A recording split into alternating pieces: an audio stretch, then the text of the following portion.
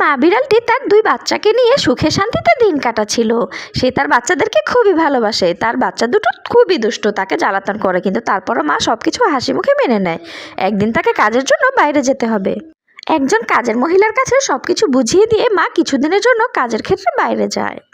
সেই ছোট বিড়াল ছানা দুটো খুবই দুষ্টুমি করতো, তারা পুরো ঘর নোংরা করে ফেলে। এটি দেখে কাজের মহিলাটি তাদেরকে খুব বকাঝকা করে এবং বাচ্চা দুটোকে দিয়ে সমস্ত কাজ করায়। কাজ করতে করতে তারা খুবই ক্লান্ত হয়ে যায়।